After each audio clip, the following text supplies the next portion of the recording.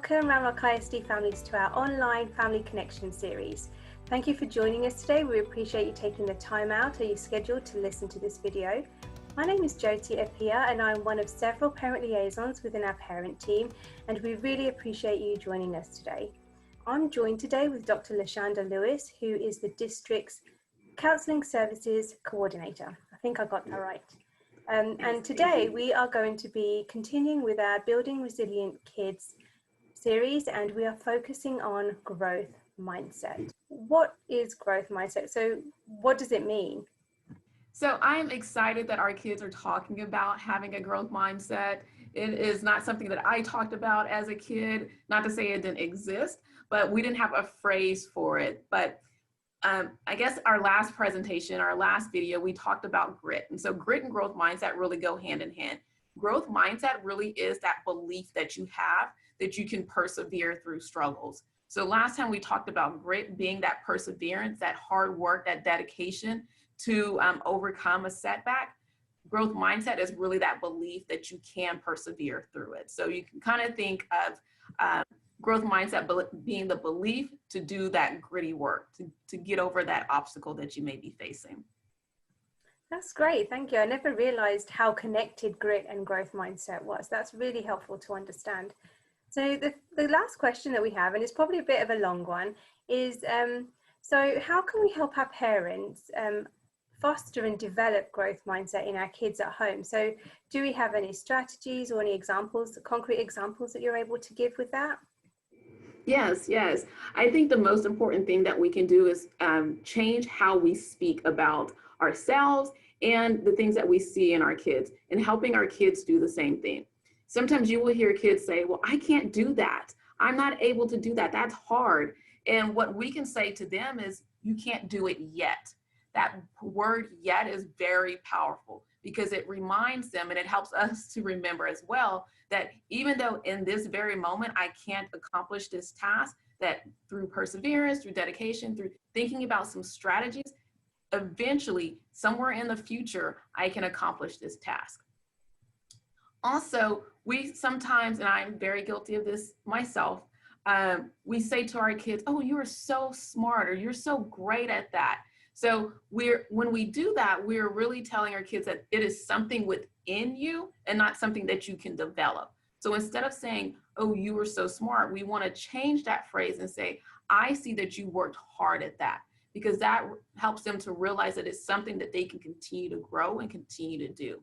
So we want kids to believe that it is not something that is necessarily within them, but it is something that they can continue to work on. So having that growth mindset is really believing that regardless of where I am today, I can move forward and continue to grow. Parents also should really make sure that they are fostering a growth mindset. So when we as parents may face a challenge, talking through it with ourselves and developing strategies and helping our kids to see us work through those strategies is going to help our kids as well. Because we always hear that saying, do as I say, not as I do. But the reality is that our kids are watching what we do, and they're learning. The vast majority of what they learn is coming from what we do as parents. I would also say, learn as much as you can about brain development and helping your kids to learn that as well. And one simple thing to teach your kids is that your brain grows just like the muscles that you can physically see. So like our kids are always want to talk about their biceps,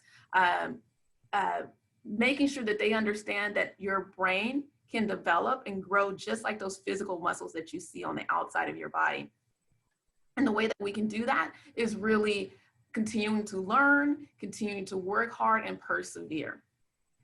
In a couple of weeks, Counseling Services is actually partnering with Resilient Wilco to provide some parent sessions on brain development. So February 8th and February 22nd, we will be hosting a 1-hour session.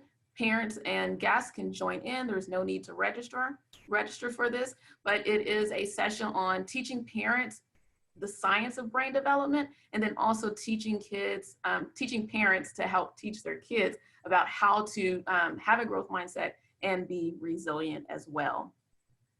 One other thing I would say is learning about how our emotions really affect who we are as people and our actions. So our bodies are amazing, our minds are amazing. And one thing that we know is that when we are dealing with a bunch of emotions, even though it's in our head, it can physically impact what we're doing. So let's take, for instance, if you are anxious or you're fearful of something, our bodies can start to shut down. They can start, people sometimes, kids will report that their body physically gets sweaty, or their stomach starts to hurt, or their mind may even go blank. They may forget what they're doing. That is our natural instinct called fight or flight. And so one thing that we can do to combat that is really do some mindfulness breathing or mindfulness activities, such as square breathing, or some relaxation techniques, so that we can get our mind from that fight or flight phase back down to a place where we can really engage in the activity that we are wanting to do. And we see this whether it's fearful of spiders, because I am terrified of spiders, or if it's a child who's sitting down at their desk getting ready to take that test and they're just really anxious about it. So taking a moment to really delve into some of those strategies that you're learning in class, because I know we have an amazing SEL curriculum across the district, and doing some mindfulness practices in some of our classrooms. So taking some of those strategies that you're learning in your class and really using those in the moment when you start to feel yourself getting anxious or stressed. We also have on counseling services side an online calming room, and we'll share that link with you as well, where you can really learn more about some mindful techniques that you can utilize to help bring yourself down to a place where you can really calm yourself and continue to believe in the work that you can do for yourself. Thank you. That's a lot of information and a lot of strategies for our parents, and really appreciate you sharing those with us. And the calming room is awesome. I have seen it and been part of that, so that's great. Thank you. So parents, we're at the end of our interview today. Thank you so much for watching. We really want to hear from you. So on the screen next, you'll see our parent program's email address. So reach out to us, tell us what you're thinking, any wonderings that you have, any questions, or even some feedback would be helpful about this video. And if you want to know more about a specific topic, do let us know and we'll see what we can do. So again, thank you so much, Dr. Lewis, for joining us today. And thank you, parents, for watching. Stay safe and thank you for watching. Bye-bye.